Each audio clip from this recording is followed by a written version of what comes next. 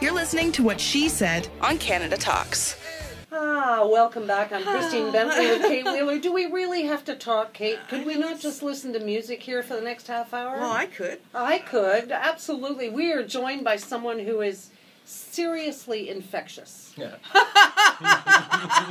You are seriously infectious. His name is Paul Luftenegger. He's a multi-award-winning Canadian singer-songwriter. He's spreading love and human kindness, which is a great thing. So welcome. Thank you so much for having me. Hello, Canada. Hello, Cat. So the first thing we need to know, before Yes. we go any further, is you have a thing with Oprah.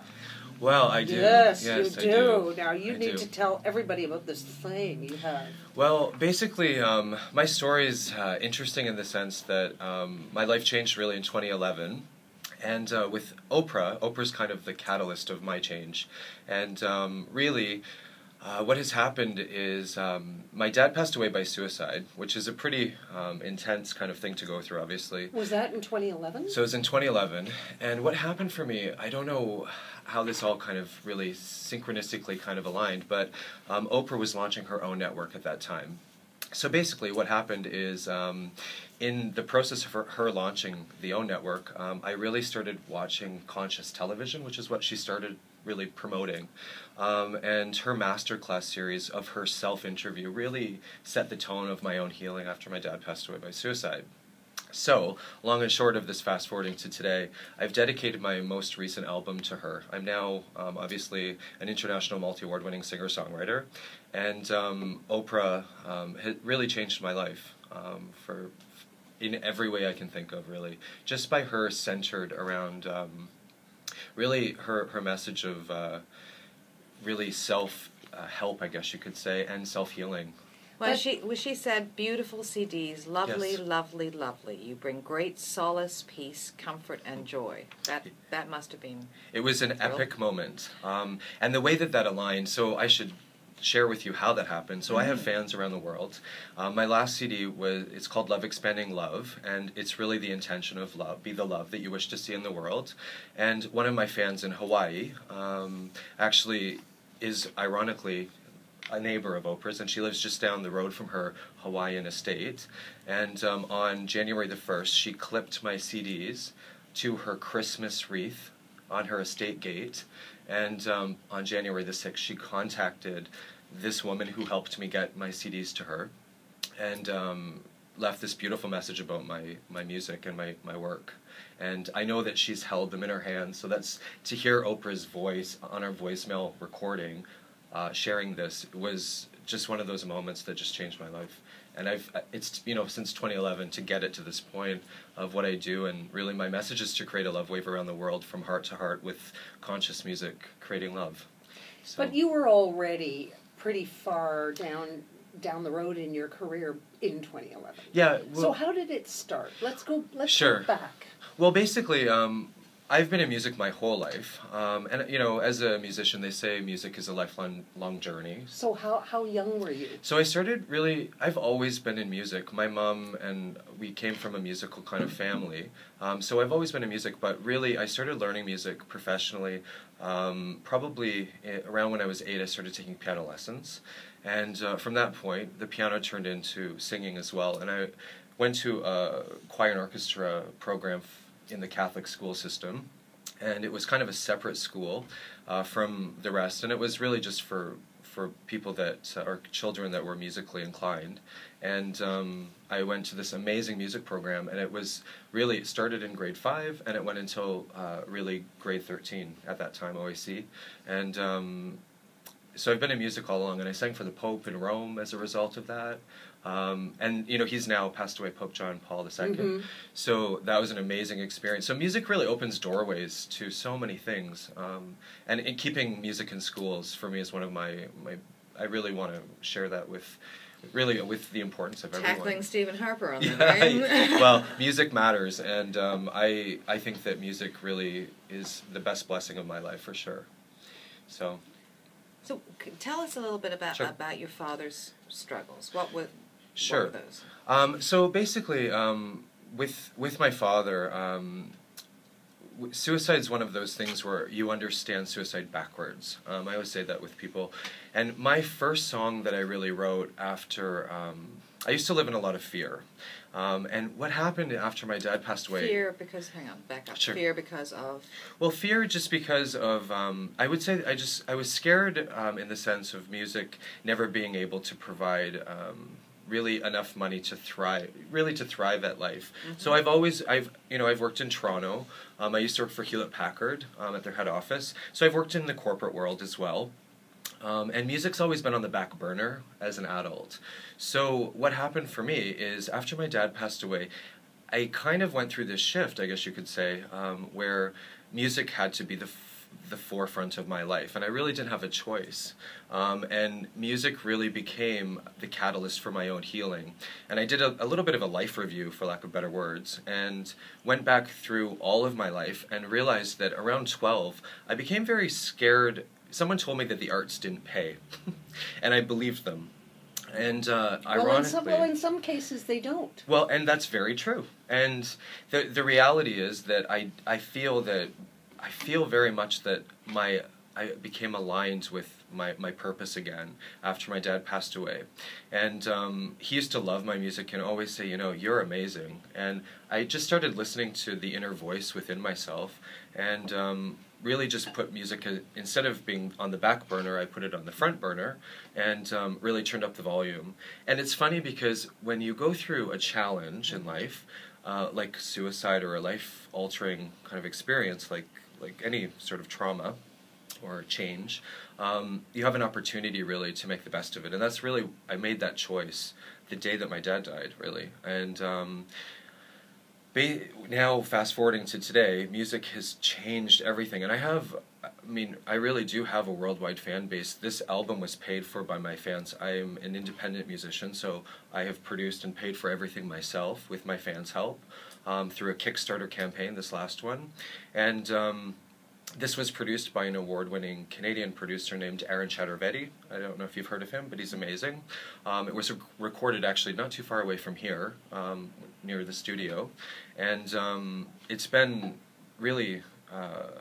I can't believe that my life has become what it is just by getting rid of my fear and really empowering myself with what everyone always said I had, which was a talent in music. And I listened to them finally. But you are a survivor of suicide in the sense that Sure. This was your dad, yes. And he was your biggest cheerleader.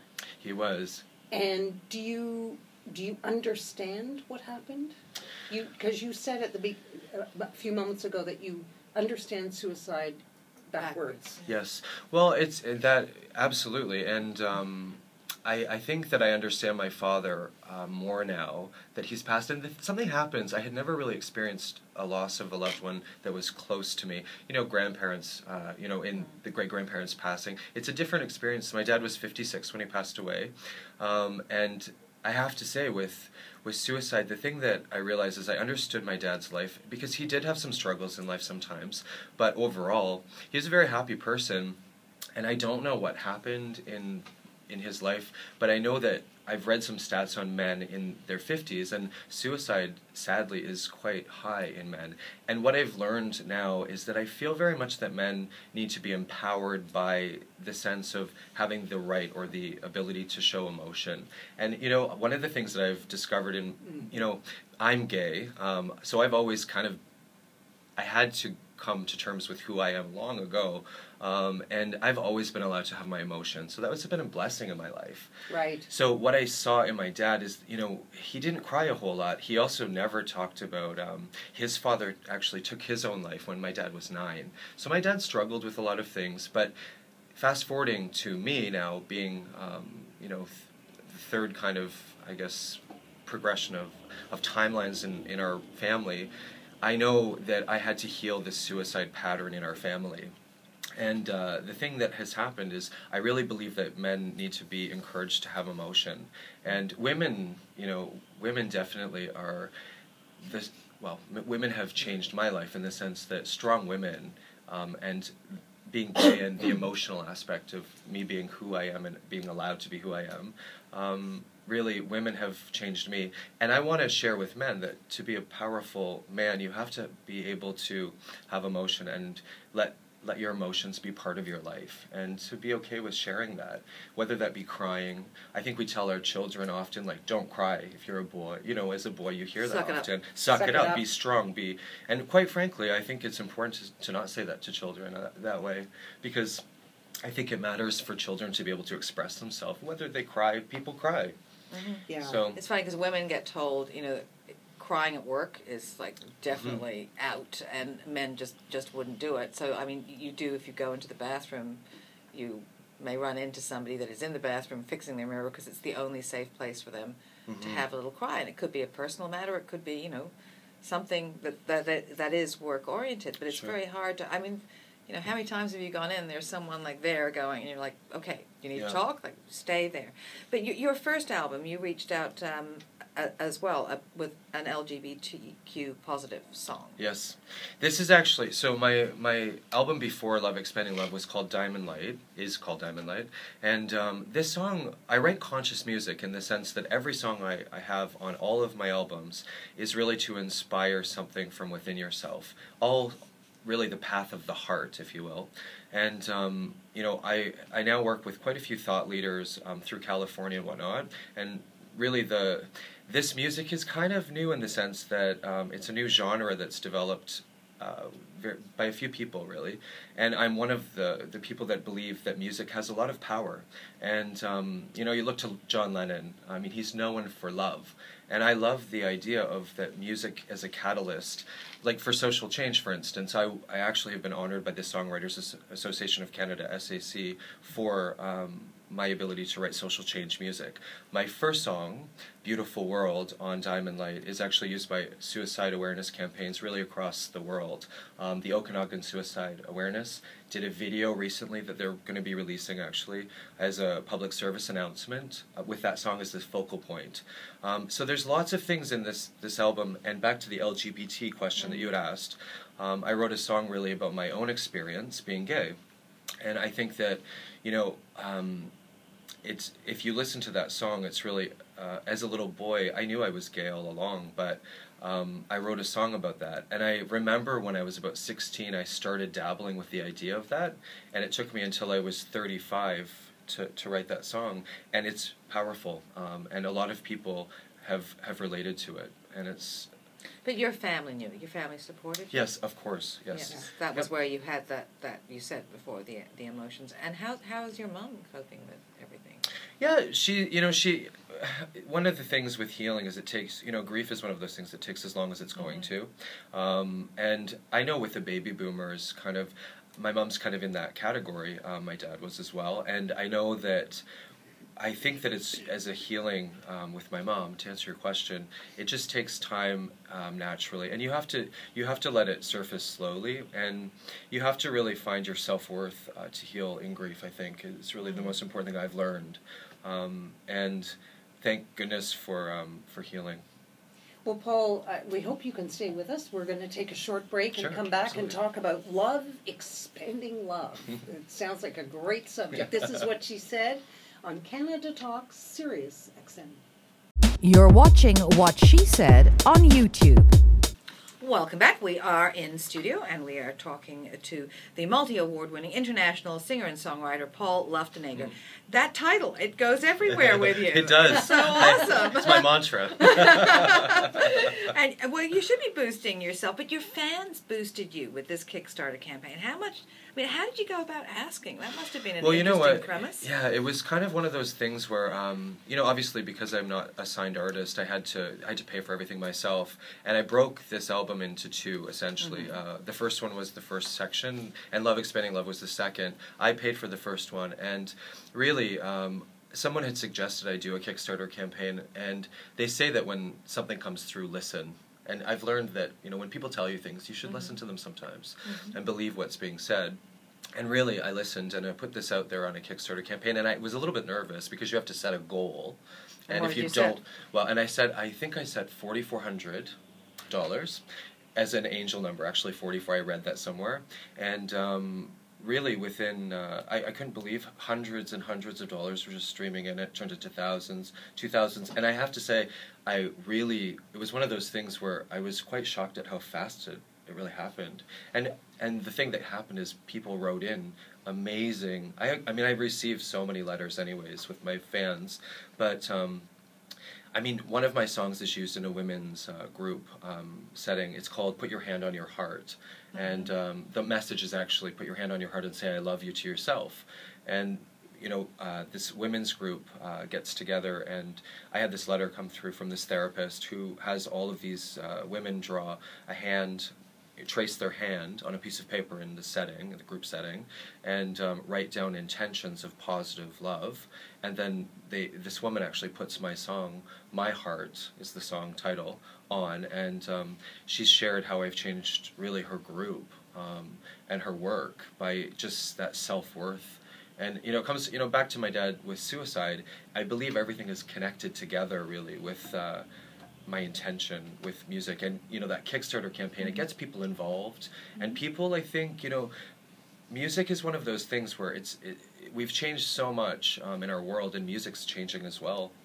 So how much did it reach? I got to so know. it actually was. I think it was about 40. I think in the total it was 4,600 in total. Cool. Right, amazing. It was one of those moments where it was epic. So you must feel so extremely validated now by this decision that you made to do this, to put this on the front burner. Yeah. When you get letters like that from therapists and groups all over the world. Yeah, it's one of those things where my life I believe that love. I believe that in life there's two roots. There's fear-based roots and there's love-based roots. And for me, the love-based roots, when you start empowering them, so that's peace, love, joy, happiness, prosperity. When you start empowering those love-based roots, what happens is they go out and they come back. And I believe very much that what you put out into the world comes back to you like a boomerang. And that's really what's happened for me. Well, you've really cornered a very special niche with a mission. Do you feel confident you can keep on coming out with new messages and new... I mean, your music is beautiful and it's powerful. Yeah, well, I do actually believe that, and I know this is my life purpose. I've denied it my whole life, and really I turned the volume up on my life purpose when my dad passed away, because he had some dreams that he didn't fulfill. I can't have that kind of life. I have to fulfill my dreams. And my dream I've always known that I've wanted to do this. It's just I was a little bit nervous to really do this before, and I think the benchmark of my fear changed when my dad died. And as a result, I don't fear what I used to, because I know the power of my own healing. Well, he's not only expanding love, but he's giving away things, Kate. Yes. Hold up the album for our YouTube viewers. Yeah, so this is actually my recent album, Love, Expanding Love. Mm-hmm. And so what we're giving away 5 CDs. Right. So you have to subscribe to our newsletter. That's at WhatSheSaidRadio.com, and then send us an email with Paul Luftenegger. We won't criticize you if you don't spell it right. I always say it's Schwarzenegger. It sounds like Schwarzenegger. What a beautiful Valentine's Day ask present. for that. So we've got five copies that Paul is graciously giving away, so you may want to get onto that. But this will all go up on our website and Facebook, so don't worry about it. But do subscribe to our newsletter, because, goodness, there's lots of good things going on there, lots of giveaways. Yeah. And our guests are just fabulous. They are sharing the love, which would be something, Amanda, you do. Have you broken the circle? With what you... I'm not sure what you mean. With your grandfather? Oh, absolutely. My goodness. That's one of the reasons why my mission is really to inspire really love and kindness. And that's from heart to heart through what I failed to realize is that music brings people together. It creates a conversation. It creates an opportunity really to talk about the heart. Now, I know the writing process for you is really very, very special, but what about, do you perform live? Yes, so where? So what's going to happen now, I've actually, Anita Morjani is a New York Times best-selling author, and she actually is a huge fan of my work. She actually lives in Hong Kong. and she's flying to Canada to do a workshop in London, Ontario at Centennial Hall on May the 24th, and she's actually graciously asked me to open her show for her. So I'm going to be performing for Anita Marjani, and I'm very thankful. She's a Hay House author, and she works with Dr. Wayne Dyer, who's an epic man, really in the world of, you know, a thought leader essentially. And I'm so excited to share the stage with Anita. So do you regularly perform, or is it more studio? Well, right now I've kind of just let things happen organically in the process. So I've done a lot of radio shows out in California, worldwide radio shows. I'm now here. I'm so thankful for being in Canada. Thank you for having me today. Oh, it's our pleasure. It's such an honor to be sharing this with Canadians, being that I'm Canadian, and it means a lot to me to be here in Toronto. Where did you grow up?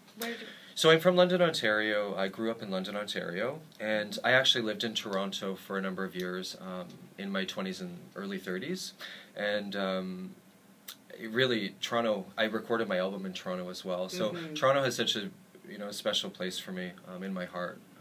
And Canada is such a beautiful country. When you travel, you love it more. It says here on my notes, the Premier of Ontario is a fan. Which Premier of Ontario? This current? So of Ontario, yeah. So Kathleen Wynne.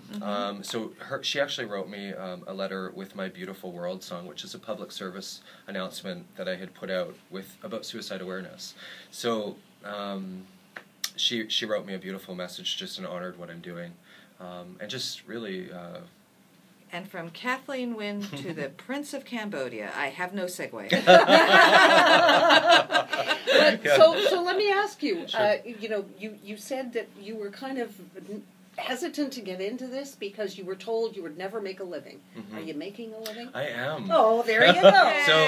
There you go. Yeah, there absolutely. you go. That's awesome. So will there come a time when you'll be packing stadiums? Well, I think that's definitely something that I'm working towards. I really want to get kind of perhaps into some situations where I would do perhaps really some workshops with conscious music, because I think I'd like to share my story, and I'd like to inspire people to empower their self-worth, and I think that music can lift the spirit. Okay, now we've heard a lot about conscious uncoupling with Gwyneth and all that kind of thing. Explain what you mean by conscious music. Just that it triggers something in your conscious? I believe that one of the things that I started doing after my father passed away is I really started looking at thought leaders and reading their books and works. And the thing that has happened is that I remember reading that we will never have peace in our world until we have peace inside of ourselves. And I remember just like this aha moment when, wow, that makes so much sense. And really from that point out, I really started nurturing my own inner peace. And it started to make me recognize that the inner creates the outer, and we're all creators in this world. We create every day. We've been doing it our whole life, and when we become conscious of that, that's where everything changes. And I know Oprah taught me. She used to have on her stage before, and it was essentially a quote: "Be responsible for the energy you bring to the room." And she used to always have that before people would come on her stage, because she wanted people to be conscious of the energy they were bringing to her stage, which was essentially the world. And that is really what I believe conscious music is about, is being responsible for the music and energy that's in it. And do you have a favorite song? On all of my work, I really like Dreaming Again, and I like the message of that because of, I think, me perhaps forgetting to empower my biggest dreams. My biggest dream is to be sitting here doing this, and I didn't do that for a long time, and I believe my preparation has now allowed me to share with people. We need every dreamer in this world to dream their biggest dream and to fulfill them, and our world will shift into a much more beautiful place. What do you say to gay youth that are scared of how their parents, their friends, and their family will react, even in 2015? What's your message to them? Well, I think that, that's a really sensitive subject because it's very personal, very individual for various reasons. Everyone has their own story in the way that they feel, and it's very personal. And I think, I grew up in a different time than today. there was no equal rights in Canada at that time. So my experience obviously would be different than someone that, is a youth of today. But as you can see by what is going on, we may have changed the laws, but we have so much work to do in talking about it. And I think rural areas are a little bit more challenging. Chatham, hate crimes are still happening in Canada. Oh, absolutely. And those are very serious subjects. So when you share, when you ask a question about the gay youth of today, I think that it's a very personal choice, and just to empower the fact that it will be okay with self-worth, and you are good enough to be who you are. That's the most important thing to say. And being gay for me has been the best blessing of my life. And when I was a teenager, I thought so far that was not even a thought that I had at that time. But I can tell you today, I think your adversity is your greatest strength once you empower the healing of what that can become. And I've been in a 12-year relationship, and I have the love of my life, and I'm so thankful for that.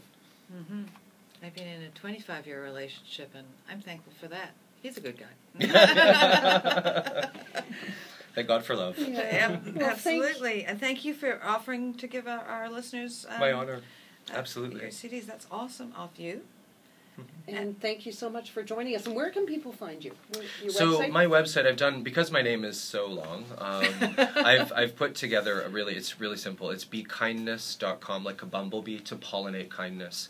And it's BEEKINDNESS.com. So if you go to bekindness.com or Google my name, Paul Luftenegger, I think there's only one of me in Canada. There is. I even got it right on Facebook. It's just put in Luftenegger, and there it is. Thank you so much. Thank you. Click the channel subscribe button for full-length interviews and more from What She Said here on YouTube.